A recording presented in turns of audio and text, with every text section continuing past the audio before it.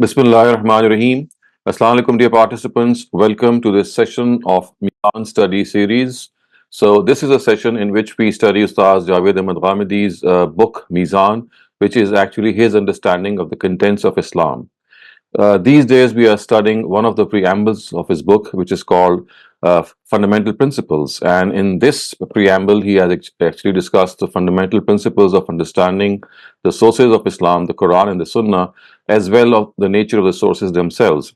Also found in this preamble is a whole section on understanding Hadith.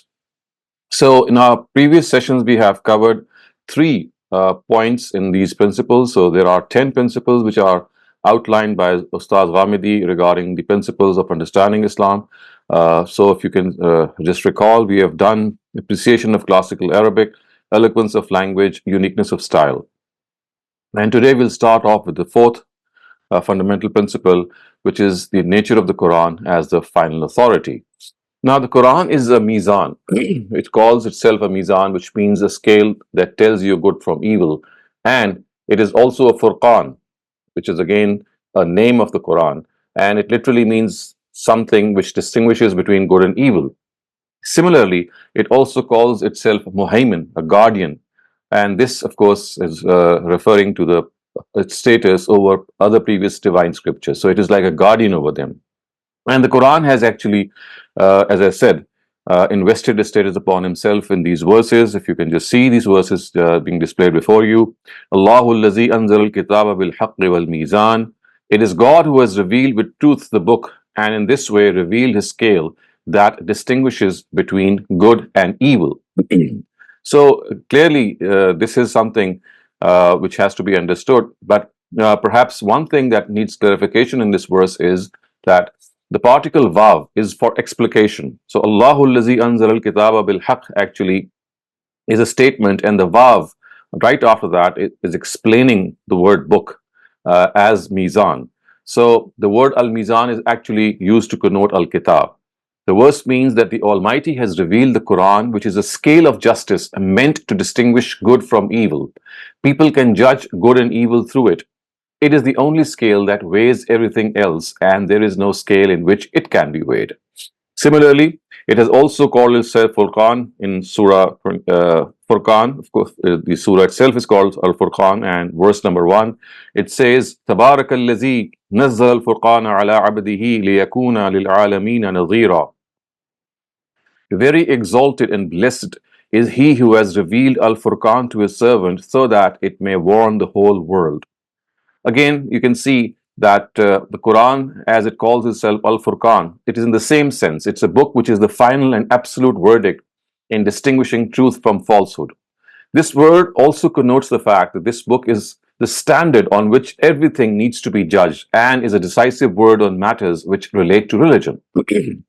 Everyone must turn to it only to resolve differences of opinion. And of course, these differences relate to differences that arise in religion. So nothing can be a judge on it. It shall reign supreme in the dominion of religion and divine guidance, and every person is bound not to make it subservient to anything else. As we have also said that another name which the Quran invests with upon itself is Al-Muhaymin. So this Quranic name is spelled out in the verse that I'm just now going to read before you. It says, وَأَنزَلْنَا إِلَيْكَ الْكِتَابَ بِالْحَقِّ مصدقا لما بين يديه من الكتاب ومهيمنا عليه فاحكم بينهم بما أنزل الله ولا تتبع أهواءهم عما جاءك من الحق. Then, O Prophet, we have revealed to you this book with truth in confirmation of the book before it, and standing as a guardian over it. Therefore give judgment among them according to the guidance revealed by God, and do not yield to their whims by swerving from the truth which has been revealed to you. So these three verses clearly define the authority of the Quran. And if you look at this word, the word which is used here is Muhaymin, and it is actually an adjective from the words Haymana falanu ala kaza, which means a guardian and a protector. And in the verse that we have just read, the Quran has been regarded as a Muhaymin on the previous scriptures. What does this mean? It means that the Quran is the real and authentic, trustworthy version of the Book of God. Thus, when the texts of other scriptures were lost to posterity and their translations were greatly tampered with, it was this Quran which was reposed with the status of judging between the right and wrong of those scriptures. Whatever it judges to be right is right, and whatever it judges to be wrong is wrong, and must necessarily be rejected. This is the status of the Quran which it has asserted about its own self. And on the basis of its status, there are some principles that have to be adhered to. And I would like to point out those principles the way Ustaz Ghamidi has pointed them out. So, first thing that has been stated by him is that no divine revelation absolutely whatsoever, extraneous to the Quran, and not even Prophet Muhammad himself, to whom this Quran was revealed, can specify a general directive of the Quran or alter any of its directives. Such is the authority of the Quran that no human being on earth can in any way specify a general directive of the Quran or alter any of its directives. Everything shall be accepted as religion or rejected that it is not on the basis of the Quran. Everything accepted in religion shall be rigorously scrutinized under the light of this divine guidance. All basis of belief and faith shall be directly derived from it. Every revelation, inspiration, research, opinion, call it what you may, shall be subservient to the Quran, and it shall be acknowledged that even the works of great outstanding authorities like Abu Hanifa and Ash-Shafi'i, who are, of course, two tremendous scholars of jurisprudence, scholars of hadith like Bukhari and Muslim, theologians like Ash'ari and Maturidi, Sufis like Junaid and Shibli, regardless how high a status or stature may a person command, their works must be weighed in the scales of this Meezan, and nothing can be accepted from them which is not in harmony with the Quran. So this is the first point that Ustaz Ghamidi has drawn as a conclusion. The second thing that he has stated here is that the text of the Quran is univocal. What does this mean? It means that the meaning conveyed by each word of it is definitive. Whatever it intends to say, it says with full certainty, and there is no ambiguity about it. In no issue is it unable to convey what it wants to. The meanings of its words perfectly match the words, and the meanings do not in any way contradict what the words say. The only way to approach the Quran, in order to understand it is through its words, because it has been revealed by the Almighty in words. It's not that something that was not in words was inspired to the Prophet and then it was his own version or his own understanding of what was revealed to him that he presented to the Sahaba. No, exact words of the Almighty were reproduced by him. So, with full certainty, these words convey what they stand for, and there is no question of any doubt or ambiguity in this regard. And both these things are a natural corollary of the fact that the Quran is Meezan and Furqan. There can be no two opinions about it. But there are certain questions which might arise to create doubts in the minds of certain people in this regard. So now they have to be tackled. So as far as the status of the Quran is concerned, as the Meezan and the Furqan, these two are the natural corollaries, that as far as the Quran is concerned, it still stands supreme. And secondly, the text is univocal, which means that the meaning conveyed by every word of it is definitive. There is absolutely no doubt of any speculation about what the meaning of a certain word is. Now, as I said, that both these things are a natural corollary of the fact that the Quran is Meezan. But in spite of saying all these words, in our history and in our understanding of Islamic literature and the way it has been presented, there might arise some questions which Ustaz Ghamidi has actually penned down that might actually challenge what we have just said. So, the first question that he has raised, or the first thing that has been penned down by him in this regard, is that there exist at some places differences of reading the Quran. These differences are not only due to a difference in pronouncing words, but at times are also of the sort which affect the meanings they convey. Apparently, there is no decisive thing which on such instances is able to resolve the difference. For example, we know the word arjulakum in verse 5 of Al-Ma'idah can be read both in the accusative and in the genitive. So arjulakum is the accusative case and arjulekum is the genitive case. And if it is read in the accusative case, of course, it would mean that the feet have to be washed. But if it is read in the genitive case as arjulekum, it would mean that if the feet are wiped with, they're just wiped upon, then that would also suffice for wuzu. So the question arises that if there is this difference of opinion that which can cause such a drastic meaning that on the one hand you have to wash the feet, and on the other hand, if you don't wash them and you just wipe them, that is sufficient and that would do as far as ablution or wuzu is concerned. So which of these two is the correct one? So this is one question that might arise in the minds of people, and inshallah we'll see how they are answered by Ustad Ghamidi, but at the moment we are just enumerating these questions. The second thing that may arise is that we understand from the Quran, what we understand from the Quran is understood from its words and the way which its sentences are constructed. The disciplines on which this understanding is dependent is syntax, which is grammar, which is nahv, morphology, which is, of course, the knowledge of the words themselves, and it's called sarf, and lexicography, with the way these words have been recorded in a dictionary. They are not definitive. So it is said that because these disciplines are not definitive, they are zanni. How can it be said that the meanings which words which convey these words are absolutely certain? So in other words, the question is how then it can be said that the meanings which words convey are absolutely certain, because syntax, morphology, and lexicography themselves are not definitive. Ustaz Ghamidi has said that this version or this viewpoint, the best representative of this viewpoint is Ustaz Imam Razi, and he's actually cited excerpt from him, and I'm just going to read out that excerpt, which will actually be a very eye-opener in this regard as far as Imam Razi, who is actually a representative of a whole group of scholars, is concerned. So he says, the intentionality of a text is speculative, because it is dependent on the transmission of words with their meanings, declensions and inflections. Of course, declensions refers to the Arab, and inflections refer to the change in case. Moreover, the transmitters were ahad, and it is acknowledged about such transmitters that what they have transmitted cannot be taken to be totally preserved in its original form. Moreover, determining this intentionality of the text is dependent on the fact that the same word may stand for more than one entity.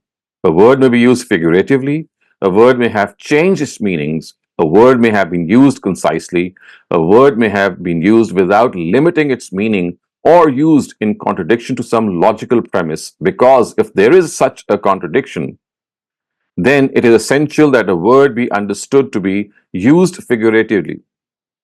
Undoubtedly, all these premises are accepted because of their speculative nature, and what is based on speculation is all the more speculative. So this whole version, or this whole viewpoint of Imam Razi, that the words do not convey a definitive meaning, which is primarily what he's trying to imply, is something that might raise a question in the minds of people, that how can the Quran be a scale, a definitive distinguisher between right and wrong, if the meanings of the words it conveys, they are not definitive? And of course, this is one version or one viewpoint in this regard amongst the scholars of our ummah. Now, in this regard, now we come to the third question, or the third issue that can arise, and that is, it has been mentioned in the Quran that some of its verses are muhkam and others are mutashabih. And the Quran itself has specified about the latter that only God knows their meaning. So the Quran says that the mutashabihat verses are verses which only are known to God. Their meaning is only known to God. If this is true, then this strips the Quran of its status of the final judge and authority. So if there are verses in the Quran whose meaning cannot be found out, whose meaning human beings can have no access to, whose meaning is only known to God, then how can we regard the Quran to be a final judge?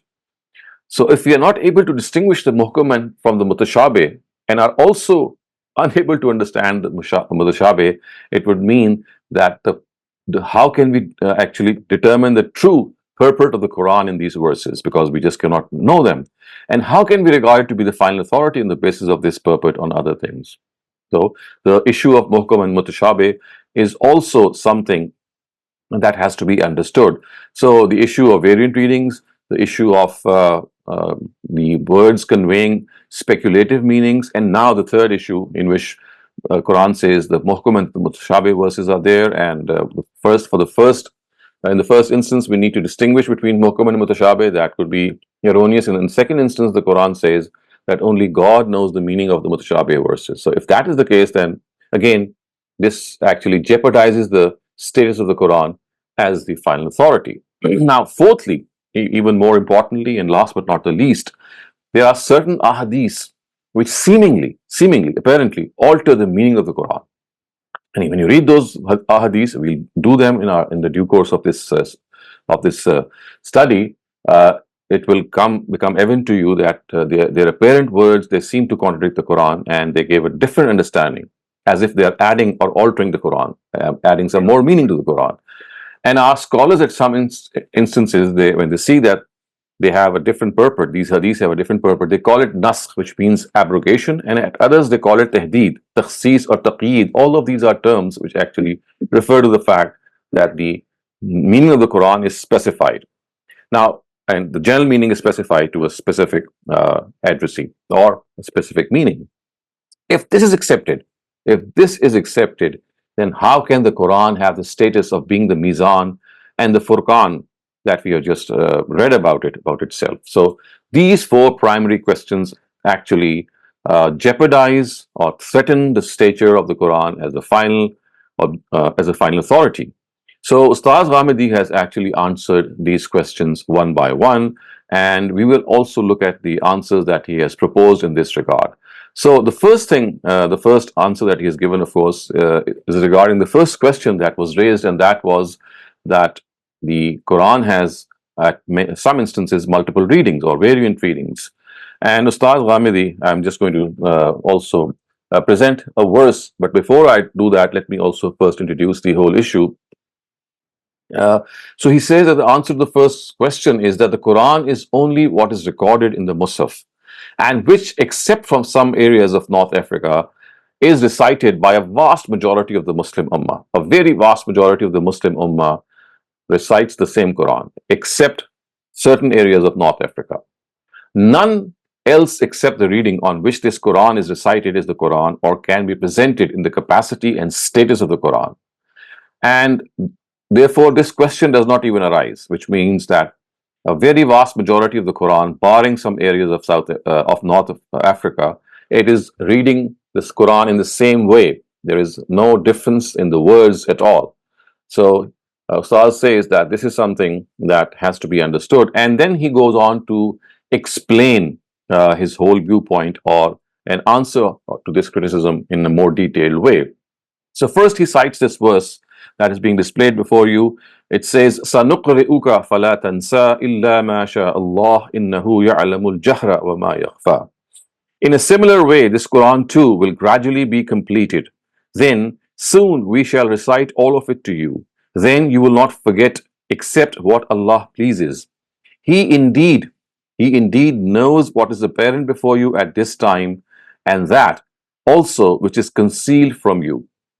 And another verse of the Quran that he cites right after is, actually these are four verses of Surah Qiyamah from 16 to 19, and they are, "La tuharrik bihi lisanaka lita'jala bih, inna alayna jam'ahu wa qur'ana, fa iza qara'nahu fattabi' qur'ana, thumma inna alayna bayana." So his translation, or in fact the translation of his translation, is, "To swiftly communicate the truth to them in a conclusive manner, O Prophet, do not move your tongue over it to hastily acquire this Quran. It will be revealed in this manner. Rest assured, its collection and recital, all is our responsibility. So when we recite it at that time, follow that recital of it. Then upon us is to explain it for you wherever need be." So Ustaz Ghamidi says that as far as these verses are concerned, they are absolutely clear in the fact that the Quran was something that was collected and finalized in the times of Prophet Muhammad. How? We shall just see. So he says that if you look at these two verses, some of the points that are absolutely evident are that, firstly, the Prophet has been told that the way the Quran is being revealed piecemeal to him, which means in small portions, in installments, they are done so keeping in view the circumstances. And this is the correct way of revelation. And he should not worry about its protection and collection and arrangement. A new recital will ensue after this chronological one. So, summa inna alayna, as the Quran says, فَإِذَا قَرَأْنَاهُ فَاتَّبِعْ قُرْآنَ. So when we read it again, you will follow that new recital. So it actually means that after this revelation that took place in its historical sequence, its chronological sequence, it would be reread in another sequence. And at that time, if the Almighty intends to revoke something on the basis of His wisdom, He will do so and then have the Prophet read it in a manner that he will not forget any part of it, and the Quran will be consigned to him in its final form, which will remain protected. So we just read that verse, "Sanuqri'uka fala tansa," that he will have the Quran read out and the Quran read to the Prophet. The Prophet will read it out in a manner that he will not forget any part of it. Fala tansa illa masha'Allah. He will not forget it except what God wills. So this is the first premise that he draws from these two verses. Second, he says that this final recital would take place once the Quran has been arranged in the form of a book, and simultaneously he would be bound to follow this recital in future. He would then not be allowed to read the Quran according to its previous recital. So the historical recital or the chronological recital would be rearranged or given a new shape, and that would be the final recital, and the Prophet would be bound, and of course the rest of the Ummah, to read this final new arrangement of the Quran and not the previous one. Thirdly, Ustaz says that it was told that if the application of a Quranic directive needed explanation, it would be done so at this second recital, the final recital. And in this manner, this book would stand completed in every way after collection and arrangement and explanation by the Almighty Himself. So, if any question would arise regarding any part, the Almighty has said, "Inna alayna bayana," it is my responsibility, or our responsibility, to have this explained.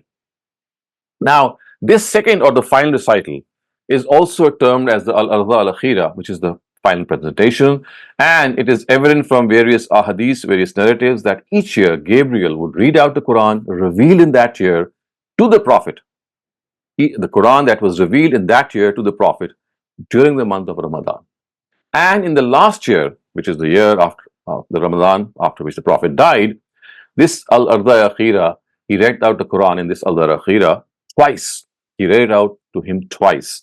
And for this, we have a record also of a narrative. So it says that each year the Quran would be read out to the Prophet once. However, the year he died, it was read out to him twice. So in the year he died, it was actually read out to him twice. The Prophet used to read the Quran on this recital until he died. After him, the rightly guided caliphs and all the companions from among the Muhajirun and the Ansar would read the Quran on this recital. There was no difference in this regard between them.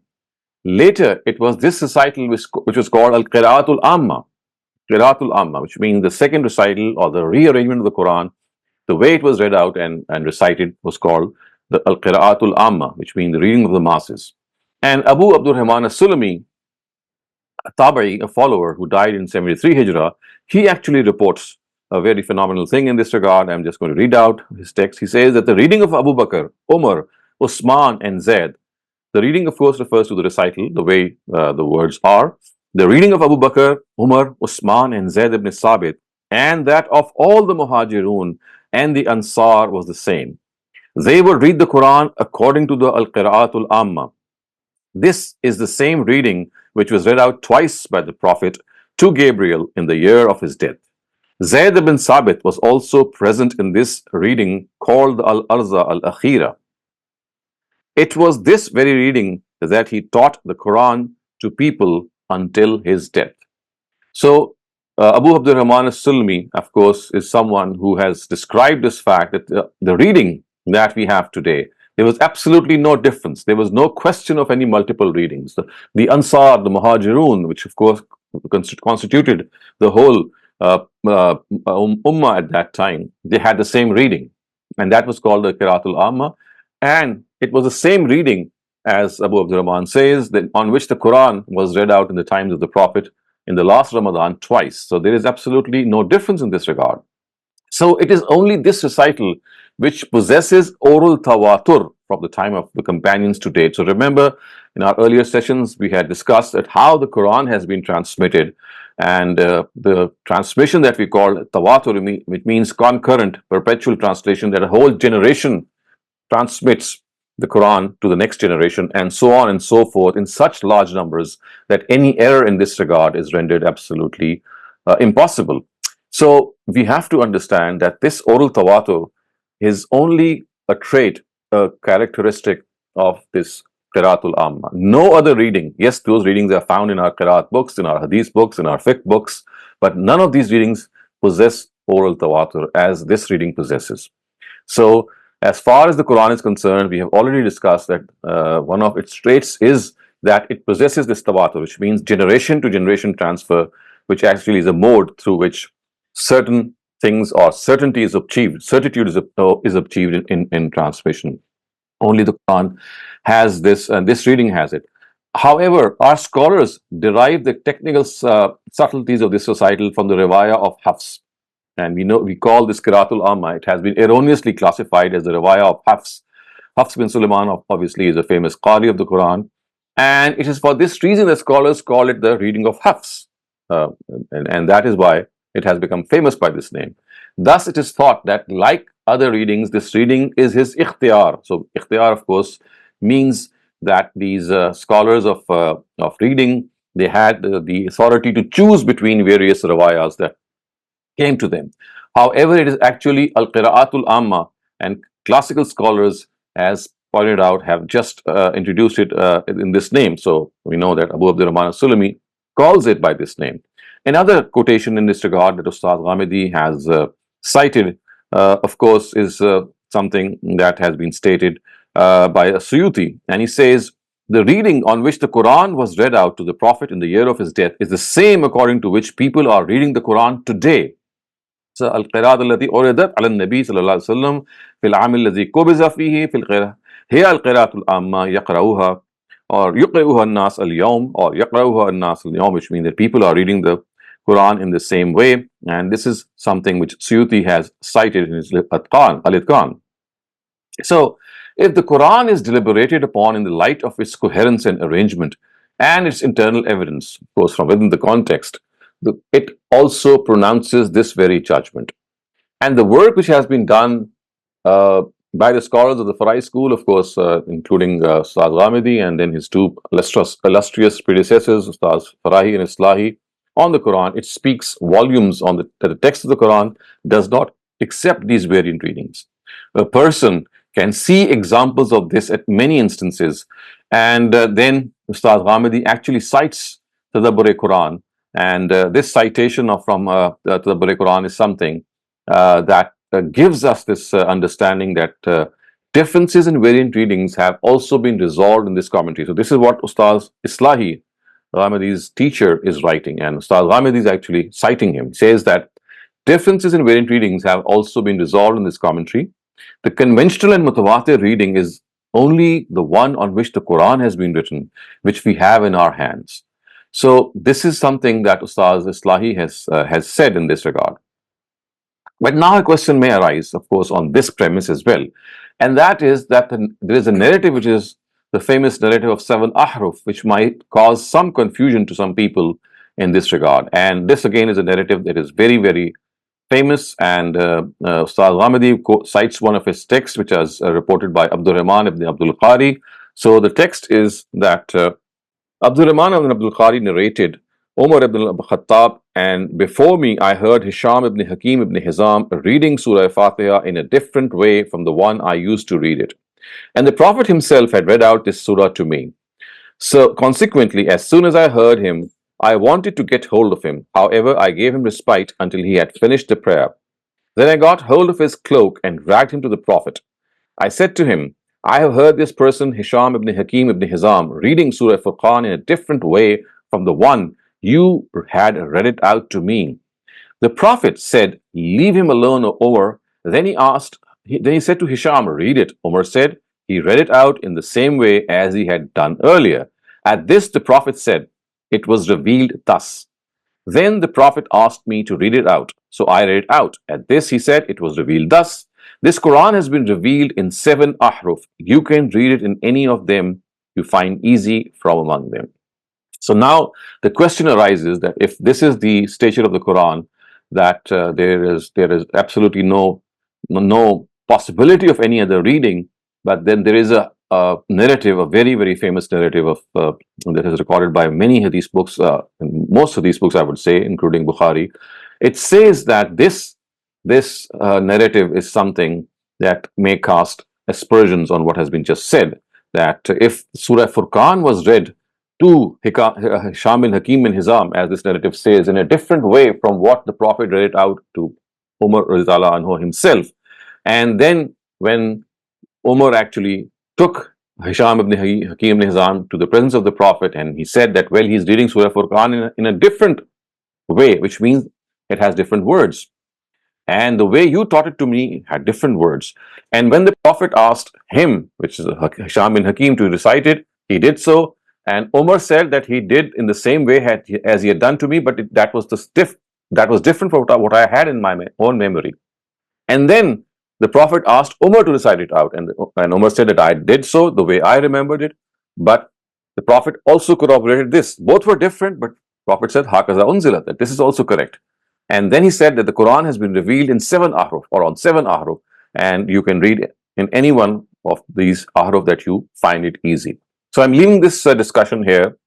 I'm going to talk about Ustaz's criticism on this hadith, inshallah, in the next session. But just to summarize what we have discussed today, that as far as the authority of the Quran is concerned, it is the final authority, and in spite of it being the final authority, then there are questions that do arise because of the literature that is available.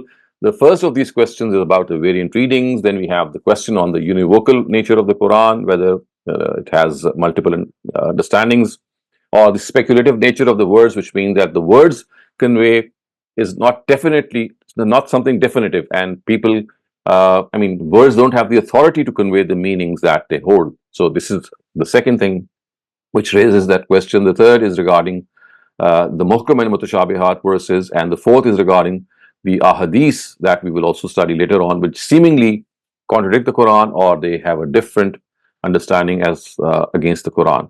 So all these four questions have been raised by him, and then we have started to study the first of these questions, and which is the multiple or the variant readings of the Quran, about which Ustaz Ghamidi has posited that there is absolutely no possibility of any reading which is different or from the one that we know today. It's called Qira'atul Amma, and as far as this reading is concerned, it is solely the one that occupies or has the stature of tawatur, which means generation to generation transfer. All the others are ahad, which means they're isolated and reported by a few individuals, and they cannot in any way be called the Quran.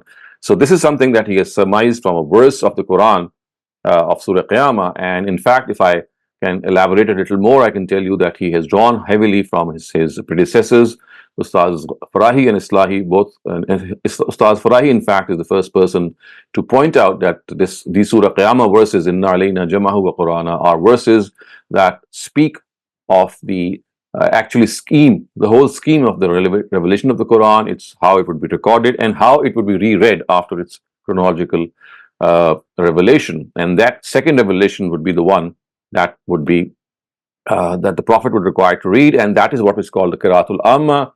And then we saw Abu Abdul Rahman al-Sulami saying that it was on this Al-Arza al-Akhira, the final reading, the Qira'atul Amma, on which all the Muhajirun and the Ansar read the Quran, and it was the same reading which the Prophet was read out to in the last Ramadan.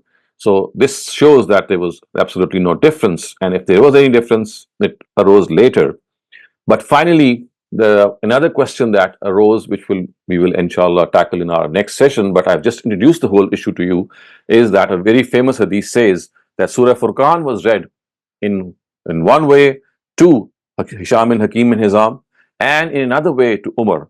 And Umar could not reconcile this in his mind. When he saw Hisham bin Hakim reading this surah in the prayer, it struck him, and he was actually mortified that how could Surah Furqan that he remembers in a different way be read out another way by Hisham. So he took Hisham to the Prophet's presence, and the Prophet actually corroborated both readings. He asked Umar and Hisham both to read their versions. Both of them read their versions, and the Prophet said both are correct. In fact, he said that Quran is revealed on 7 ahruf. So this is again a hadith which now is of course something that needs to be looked into more deeply and more critically, which inshallah we'll do in our next session. And for the moment, if you have any questions on what we have just studied, please raise them. Thank you very much, Dr. Saleem. Our first question asks, Quran declares itself as Furqan, then why is it that the Muslim Ummah was divided on the basis of a belief called Imamat derived from the Quran itself? So you see, there has to be some, we have to understand there's one thing which is called the text of the Quran, and there's another thing which is called how people understand it. So the Quran, the way we know it, it gives us that one definitive meaning. It is the final authority. But it's not necessary that every one single person reaches the same conclusion. So this is not what the Quran is claiming. It says that it is the final authority, but to reach that final authority, you have to reflect on the words, you have to reflect on the stature and the context and the section that you are studying. Otherwise, you might draw wrong conclusions. So, if a person or a group of people have drawn a whole philosophy of imamat from the Quran, and it is different from some of the other scholars who don't agree with it, it is just a question of, looking at the arguments of both and then deciding. So, this in no way undermines the authority. So, the Quranic authority is not that it's going to force someone to accept its view. The Quran is going to present one meaning, but it does not guarantee that you reach that meaning. It could be because of some shortcoming that you never were able to reach that meaning. So that is why we say that if there is a difference of opinion, then in this regard, the opinions which has the opinion which has the backing of your intellect, which is most sound, is going to be accepted. So, in other words, what is being said here is that the multiplicity of understanding of a single Quranic verse, it does not mean that it does not negate in any way that it only has one meaning, because you see that one meaning was the intent of God, but to reach that meaning the person of course will have to understand it, and while understanding the text, not at all times his mind is present. At times there is a lack of reflection, and at times it is a lack of knowledge itself. And this is precisely what Ustaz Farahi has also once said, that the reason that why people don't reach the same understanding regarding the same verse is because of the level of intellect or the level of reflection might vary from person to person. But this in no way undermines the fact that the Quran does not have a single meaning. It does not mean the Quran has multiple meanings or a verse has multiple meanings. It only means that people are somehow, not getting to the real meaning, because God intended one meaning. And because of a lack of reflection or a lack of understanding, it could be many other extraneous factors. It could be the fact that people start understanding the Quran through hadith.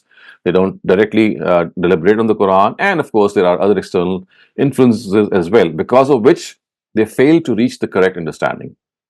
Thank you very much for that, Dr. Saleem. The next question asks, why didn't Allah reveal the Quran in a more understandable manner if He already knew that in the future there'd be misconceptions? I think this was a test of our intellect. I mean, the Almighty Himself has created this world on the principle of test and trial. So the test of understanding a text itself is a part of our intellectual understanding and test. So it gives us that intellectual challenge to understand the Quran in a deep way, in a way that you are able to go and find out the purport. So it's not like a bland statement. It's not like the Quran is not prose the way we are used to prose, and it's easy to understand prose. It has its own depth of meaning, and that depth itself actually is something that attracts brilliant minds to reflect on it. So had it been a very simple exposition, brilliant minds would never have been attracted by it. So you see, the brilliance of the Quran is that it is equally appealing to a general reader, which just draws a simple message, and it also has a lot of things to offer for the deep thinker, for an advanced reader. And that is why, and that advancement, of course, is something that forms a part of our trial as well, that how deep we understand the Quran and how correctly we do so. So it seems to us, of course, this is a question that has to be addressed to God, that why He chose this mode. But to my view or to my understanding, it seems that it was meant to be an intellectual challenge for us. Thank you very much, Dr. Saleem. I'd like to remind the participants that if you have any questions, you can raise your hand or post your questions in the chat. And to raise your hand, you can click on the react button and click on raise hand. So the next question asks, is it difference of dialect in the two qira'at between the North African version and the common one in the rest of the world, or is the difference in terms of the content? The content does change. I just gave you an example. Arjulakum and Arjulakum. If you read it in a different way, the meaning will change. So what I can say is that there are verses which, when read the way these variations exist, they change the meaning of the verses as well. But I would say a very large part does not change the meaning. A very large part is mostly either synonymous words that are used are synonymous or very close to being synonyms. But yes, there are instances. I'll give you one example. Another example occurs in the inheritance verses between UC and USA. That's another technical difference that I have explained in our textual in our analytical study of the Quran series, in which USA and UC are the two readings of the same word, but they make a drastic change in meaning. And similarly, yuqadiruna, yakhda and khada, the way they are used in different cases of verbs, that's another example. So subtle change does occur. And besides the subtle change, we have also some blatant changes in meaning when these readings are, accepted. So that is why it is essential that we just stick to the Qiraatul Amma, and that Qiraatul Amma is something which is the only certain reading that has been handed down from the Prophet, and that is what is called Al-Qiraatul Amma. So, would you say that it's fair to surmise that because of the difference in the dialect, you're getting the difference in the content between these two versions? It's not the dialect. I mean, dialect is something that does not change the word, because you see, it's just the fact that it's like a local pronunciation of a word. The alphabets, actually, the words, they change. You see, the word itself, for example, another example that comes to my mind immediately is the difference between singular and plural. So if you look at Surah Tahrim, which is the 66th verse, surah of the Quran, right near the end of it, we have the words وَصَدَّقَتْ بِكَلِمَاتِ رَبِّهَا وَكُتُبِهِ, that Mary actually, صَدَّقَتْ بِكَلِمَاتِ رَبِّهَا, she corroborated the words of the Almighty, وَكُتُبِهِ, and His books. So this is the Qiraatul Amma. But if you read some of the other versions, you'll find the word kitab. Instead of kutub, it will say kitab. So kutub, of course, is the plural, which means she testified to the books of God. And if you look at the other version, it says she testified to the book of God, which means it's a singular. So we have singular and plural differences. We have case differences, which means a verb might change, like tahharna, tatahharna. And similarly, we have differences in letters as well. For example, you'll find a va and a fa replaced by each other many a time in many readings. But if you look at in these readings in more detail, then the scholars of the variant readings, they have put forth certain standards of acceptability of certain readings. So that's another discussion that's a little more technical. But for all intents and purposes, I can say that once you open this door, that the Quran has variant readings, then this is a door, once opened, it can seriously cause a lot of damage to the authority of the Quran, because now it's open. And there have been scholars in our Ummah who think that we can even read the Quran according to our own ijtihad, which means that we can make sense of these Arabic letters and give them the i'rab or the declensions that are most suitable, or they are most suited to a context in our own understanding. So, for example, Zamakhshari, a very famous commentator of the Quran, he is convinced that we can even read the Quran on the basis of ijtihad, which means we can change the declensions, we can change the i'rab. So, ya'lamun can become ta'lamun, just to give an example. So, whatever would make more sense to a competent authority, he can actually read it that way. So that is what his view was, and there are other people who also subscribe to his view. So once this whole chapter is opened, it's like a window. If you open it, it's just going to let everything into it, and then the whole text of the Quran will become a fluid one, and you'll not be able to decide that what word actually was originally, because you see the way the Arabic language is, it has dots and it has declensions. So these dots, which are called diacritic marks, because of the fact that these diacritic marks, they determine the shape of the word. So the diacritic marks, if they are two at the top, it becomes a ta, and if there's one at the bottom, it becomes a ba. So because of the fact that people do claim that many of our manuscripts of the Quran, they were without these diacritics and these declensions. So there were instances in which people read out in a way that was different to the oral reading of the Quran. And again, that has something which has caused these multiple readings, I would say. But yes, this is an issue. If it is accepted, then then the fact that the Quran is the final authority, that is something that will be seriously challenged, and in fact, it will be nullified, I would say. So that is why it is very important to either accept. I mean, if you think that the Quran has variant readings, then you have to come up with an answer to the fact that how can the Quran be called the final authority and then still have variant readings? Because if you have variant readings of the same verse, you can never decide on a definitive meaning, because you'll have many readings or more than one reading of that verse.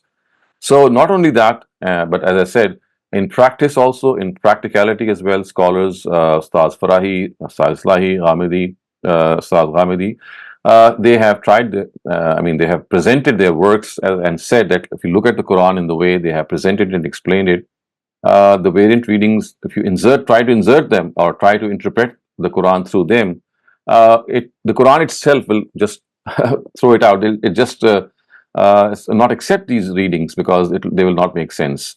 So all in all, I mean, this is like a more of a claim that may sound at this instance, but if you have to see its proof, as they say, the proof of the pudding lies in its eating. So the best way would be to go through the works of these celebrated authorities. Thank you very much for that clarification, Dr. Saleem Akram. Please go ahead. अस्सलाम sir. वालेकुम अस्सलाम। Sir वर्ष में और जो वर्ष की रवाया की रेसिटेशन है और हफ्स की, उसमें कई जगह पर तो वो जो एड्रेसिस है वो चेंज है, second person to third person. हमारे यहाँ या मलून है तो वहाँ तामलून लिखा, अभी आपने जिक्र किया या मलून तामलून, तो फर्क पड़ जाएगा ना कि वो थर्ड पर्सन बात हो रही है, सेकंड पर्सन बात हो रही है। तो इसको किस तरह आप रिजॉल्व करें? I think the answer that we have given is that we will not accept any other reading except the Qiraatul Amma. And it is Hafs, which is the Qiraatul Amma. It has been erroneously called as the reading of Hafs. Its real name is the Qiraatul Amma. So, and it is the only reading which has tawatur. So, as far as the reading of Warsh is concerned, who is actually a student of Nafi, they are all ahad. I mean, they have not been transferred to tawatur, and they don't have any status. Anything which is not mutawatir, anything which is not has the characteristic of tawatur, cannot be accepted. So this is not what our scholars generally do. They equate both these readings. They would regard the Warsh and the Hafs versions to be equal. But according to Ustaz Ghamadi's understanding, that what we have just understood, that the Quran has just one reading which has that tawatur, and that is the reading of Hafs, which is of course not the right name. The right name is Al-Qiraatul Amma, but it has been erroneously dubbed as the reading of Hafs, because Hafs did not use his ikhtiyar or selection, which other Qadis did, and he read it the way he received it, and in the dialect and in the lahja of the Arabs. Sir, I asked a friend of mine who's from Morocco, because when I found this out, I went on Google and found out the differences. So I asked a friend of mine who's in Morocco to bring his Quran Pak, because I thought somebody just played with it on the internet. But he brought the Quran. I have a copy of it. It still has those. Mostly the difference are the नुक्ते नीचे पड़े हुए हैं, ऊपर पड़े हुए हैं, ये कोई लफ्ज चेंज नहीं है। So नुकात का फिर तो I understood myself that maybe because these diacritic marks were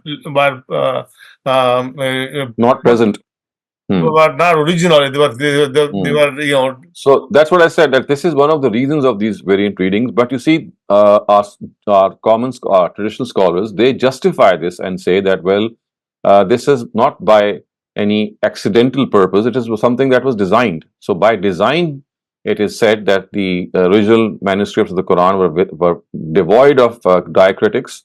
so that the variant readings could be accommodated in them. I mean, if the dots and the declensions had been inserted, then they would have had just one reading. So they claim that the Quran was left bare, bereft of declensions and diacritics, so that different readings that already exist, according to them, all of them could be read through in the text, inserted and then read through the text. So that is what our traditional scholars believe. But as I just pointed out, that the Farai school, or the way we approach the understanding of the Quran, we don't agree with this point of view that the Quran has multiple readings and that the Quran was bereft of these diacritics or of these declensions. What we actually say is that this could be true, that some of the manuscripts might not have had all these declension diacritics, but you see, originally the Quran was transmitted through orality, through oral transfer, and that oral transfer itself was then put to the pen by actually designating the sounds, the way we spell them, and then using those sounds to actually insert those diacritics. So it does not mean, I mean, in any way that if the Quran or the original Qurans are without any diacritics, then the reason was that all other readings could be accommodated. No, that was just a style which the Arabs adopted, because they knew that the original way in which the Quran was being preserved is not through writing it out, but through reading it out. So thousands and thousands of people read it out in the same way. And thousands and thousands, and in fact, later on, it became a large number. They heard it in the same way, and then into the next generation, they transferred it. And it was like at the top, there was a pyramid.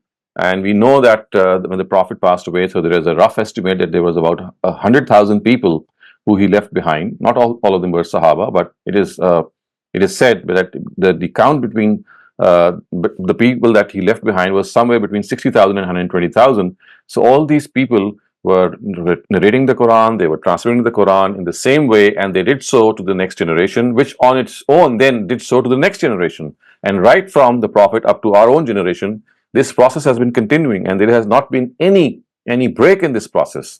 And each generation is actually increasing in number. And as I said, it's like a pyramid, and the down you go, you'll expand even more. And the top of that pyramid was, of course, the generation of the Sahaba, and they too were in so large a number that when they translated the Quran to the Tabi'un, which was the next generation, it was rendered free of any multiplicity or any discrepancy, because it was the same reading that was being transferred. So, in our understanding, manuscript evidence is a secondary way of transmission. Yes, it later became at par with the oral transmission once the diacritics had been inserted, but before these diacritics had been inserted, or these declensions had been fully inserted, it was that oral transmission that formed the real means of transmission, and in that there was no error. How can we correct these thousands of people, or maybe hundreds of thousands of people in those countries? I know only of one of them, like Morocco, but through other countries. But I think if you would like to read more about it, so because my own doctoral thesis and my postdoctoral work is exactly on this topic, so I would advise you to look up. I have not brought it up here because that would prolong the discussion. I have given very detailed lectures on this topic, and have shown that how the Moroccan reading actually originated in the 3rd century, and that was because of a rule, of a order. It's like a royal decree that was implemented, and Imam Malik, the person whose fiqh was followed by the people of North Africa. So at one time it was said that because Nafi was also a student or teacher in one sense of Imam Malik, because Imam Malik was his teacher in Hadith, he taught him Muwatta, and Nafi was actually his teacher in the Quran, and he taught him his own reading. So because Imam Malik fiqh was adopted in North Africa, so people surmised that we should also adopt his reading, and his reading was that of Nafi's reading.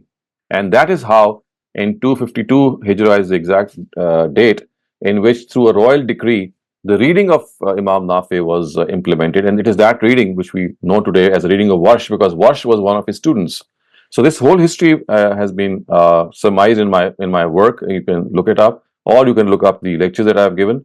And what's the name of your book, sir? What's the name of your book? It's called History of the Quran, a Critical Study. I have that. I will look up. But they claim that they also claim that, like you said, that the originally the whole Meccan area, Medina area, especially Medina, this Ravaya Warsh was recited.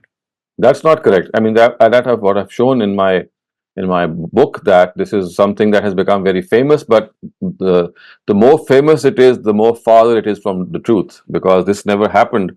That, for example, Ibn Kasir, about whom it is said that he was the Qari of Makkah and Nafi was the Qari of Medina, it never happened that it was never ever recorded in history that these readings were read there and then they were replaced by the reading of Hafs in some later period of time. Because had this happened, this would not have been gone. Would not have gone unnoticed, and people would have said that no, now the reading of the Quran has changed in this area. So never ever did it happen that in Makkah or Medina these readings changed. What actually happened was that scholars who actually subscribed to these readings, they had their own circles of students, and when they moved, those students went with them, and some of them stayed behind. So people who were reading with those students just had that difference. So as far as the common masses were concerned, they never bothered, because they were reading the Quran, the Qiraatul Amma.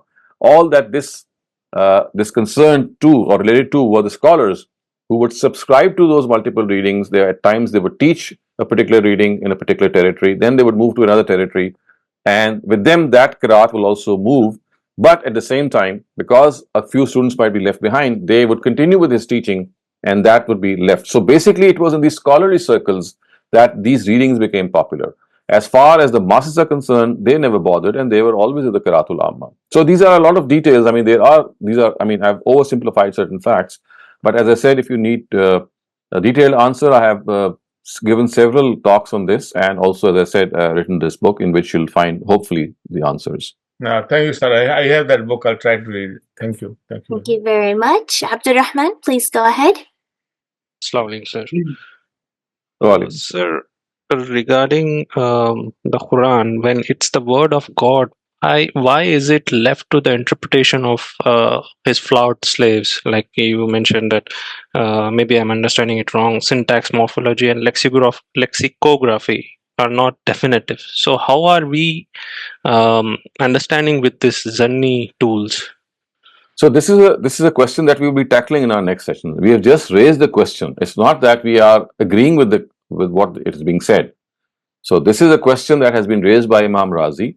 He is an exponent of a whole category of scholars, and the way he has presented it is the way we have just recited it out to you so that you can see how he presents it. The critique on this answer is yet to come. So we'll Okay. tackle this in future. All right. Thank you, sir. Thank you very much. Adil Qureshi, please go ahead. Sir, Assalamu alaikum, sir. Walaikum. The difference between Maliki Yawmiddin and Maliki Yawmiddin, is there a difference between their meaning, or is it just a pronunciation of the same word? There's a difference between their meanings. So Malik is a master, and and Malik is the king. So of course there is a nuanced difference, but there is a difference. And only one of them is correct. We cannot say that course. both are correct. No, we cannot, because the Malik Yawmiddin does not have tawatur. It does not possess that tawatur. It's the reading of Nafi, in fact. So Nafi read it as Malik Yawmiddin, but the reading that is what we call the Qiraatul Amma is Malik Yawmiddin. Right, sir. And so just follow up to your question about, I think, Harkat and Nukte, which are called as declinations and diacritics. So Nukat, I understand. When somebody is saying Lesan and when somebody is saying Leban, I know that there is a sin and not a ba.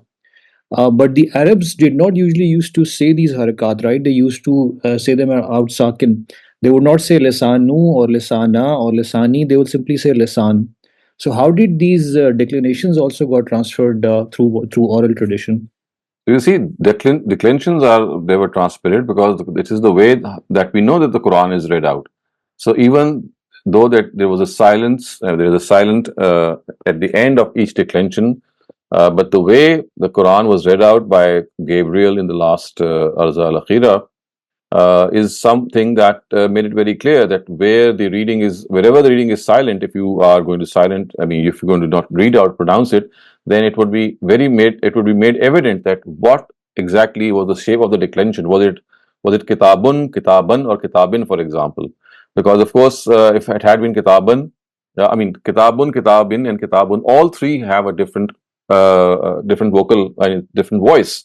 So that would be transmitted itself. So these readings, we have to understand, they were read with these details, that if there was any chance of any confusion in any part, that was immediately rectified or immediately communicated. And in fact, if you go even back further back, you'll see that this is how the Prophet actually recited to his companions, and then the companions would record these readings also, although there was no official recording. I mean, there was no official codex, but they would write it down. And then we do have instances in history in which it is said that once that was written down, the people who wrote it down would come to the Prophet and say that this is how I have understood, and they would repeat what they had said. On some occasion, the Prophet would correct them also and say that, well, you've not understood correctly or you've not heard correctly. This is not what I said. This is what I said. So we have these correction or instances in which at times these corrections were made.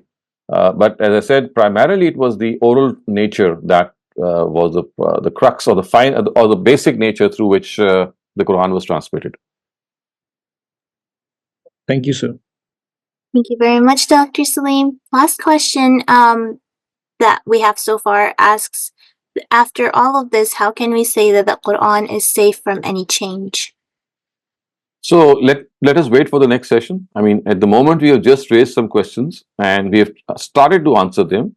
And inshallah, in the next session, we will be giving more details that how these variant readings originated, and at the same time, how we can be absolutely sure that the reading that we are, I mean, acclimatized to or we are exposed to is the right one. So just give us a little more time. But in the meantime, what you can do is read the verdict of the Quran on itself. So it says, "Inna alayna jama'ahu wa Qur'ana," which means that the Almighty says, "I am going to correct this Quran, which is being revealed to you piecemeal, give it a new arrangement, and then you will read the Quran in that new arrangement." And the Almighty Himself said that I am not going to give the Quran by writing it down to you. I am going to read it out to you. Of course, that meant that on his behalf, Gabriel read it out to the Prophet. So the Prophet heard it orally. So remember, the first step or the first ladder or the first rung of that ladder was the Prophet hearing from Gabriel, not the Prophet recording something from Gabriel. And that is still today the real means of preservation of the Quran, that it was orally transmitted. Today also it's orally transmitted, and in fact, all published versions of the Quran or all written versions of the Quran today, they need to be actually corroborated by a hafiz or a memorizer who says that, yes, I have read through this written version and I can corroborate that this is how I also memorized it, and what you have written is exactly a replica of my memorization. So even today, written versions, they need the corroboration of that oral tradition. So such is the in-depth nature. Of course, this is something we will discuss in more detail in our next session, but just to give you this assurance that a tremendous arrangement was made for this preservation, and that arrangement, in fact, is continuing even today. So if all the Qurans that we have published or written, they just vanish by the stroke of some magical spell, so to speak, even then the Quran is going to be preserved, because it does not depend on any external instrument like writing. It is basically that oral thing which is now found in the minds of so many thousands of people who have memorized it.